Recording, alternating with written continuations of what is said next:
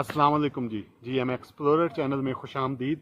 तो दोस्तों, हमने नाइट कैंपिंग की। नाइट कैंपिंग करने के बाद ये देखें, माशाल्लाह हमारे बाइकर राशिद भाई जो है मछान इन्होंने लगाई हुई है और हाफिज साहब इन्हें जो है झूला दे रहे हैं और माशाल्लाह बड़ा इंजॉय कर रहे हैं। जी गिरे गिरे गिरे गिरे गिरे, हम आपके मुंतज़िर हैं। गिरे गिरे गिरे।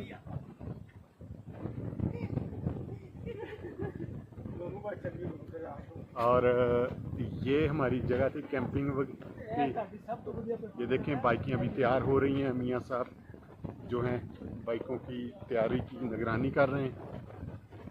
ये हमारे कैंप हैं और यहाँ पर चाय बन रही है और अपनी तैयारी हो रही है।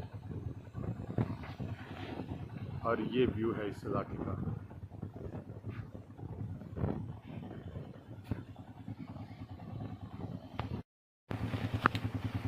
ये चाय बन रही है जी।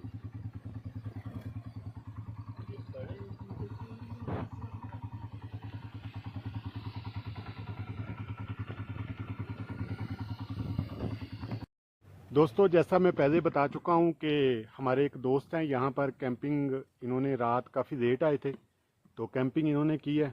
आइए ज़रा इनसे पूछते हैं ये कहाँ से तशरीफ़ लेके आए हैं और यहाँ पर कितने दिन स्टे करेंगे। अस्सलाम वालेकुम। वालेकुम अस्सलाम। सर क्या हाल है? अल्हम्दुलिल्लाह बिल्कुल ठीक ठाक। सर कहाँ से तशरीफ़ लेके आए हैं आप? जी मैं इस्लामाबाद से आया हूँ। हमारे दोस्त ही हैं सारे साथ और एक नाइट का कैंपिंग का प्लान था हमारा। हम शाम को पहुँचे थे। रात को हमने बॉनफायर बारबेक्यू किया है और उसके बाद नेचर एंजॉय करते हुए हम सो गए थे।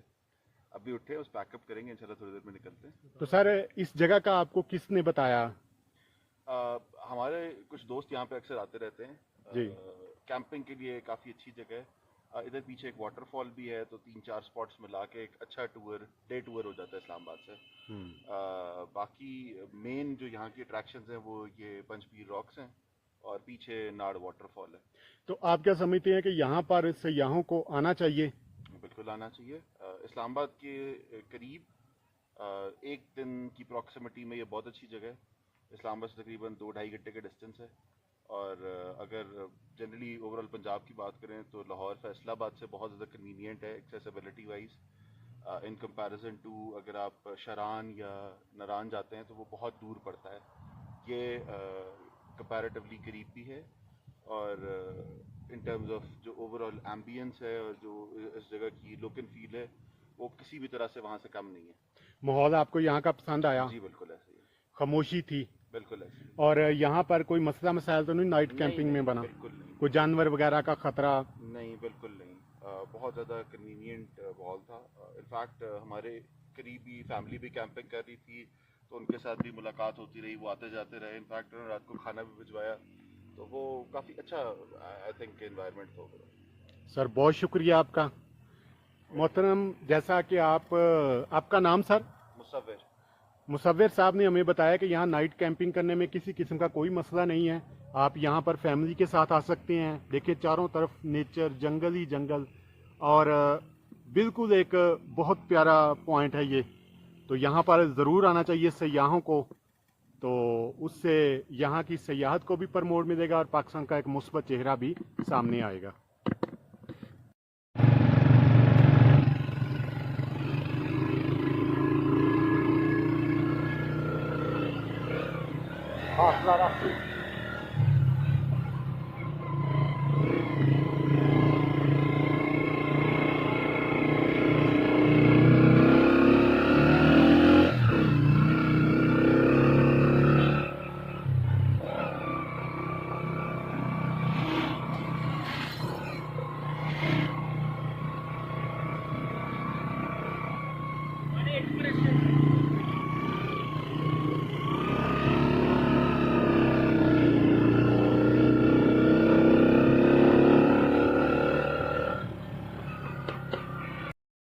हर इंसान की आदत में सयाहत होती है और ये जज्बा हर मर्दो ज़न में किस कदर किसी न किसी शक्ल में मौजूद होता है।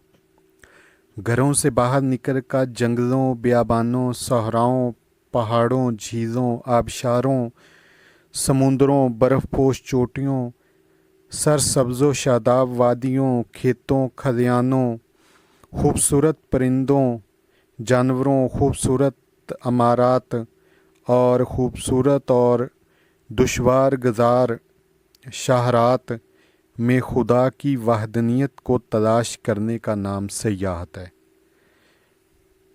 यूं तो पूरा पाकिस्तान ही कुदरत की हसीन फ़याज़ियों से भरा पड़ा हुआ है, लेकिन कुछ इलाके इतने ख़ास हैं कि जो सयाहों को के दिलों को सुकून बख्शते हैं, जिनमें एक पंचपीर रॉक्स भी है, जिसकी आप पीछे अभी वीडियो देख चुके हैं।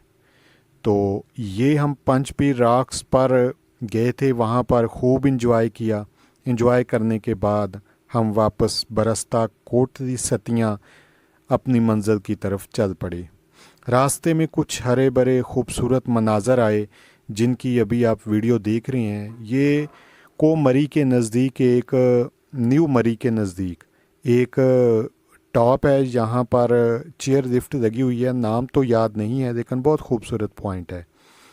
तो जब कोटली सतियाँ से आप मरी की तरफ आएँ तो रास्ते में ये न्यू मरी के करीब ये इलाका आता है।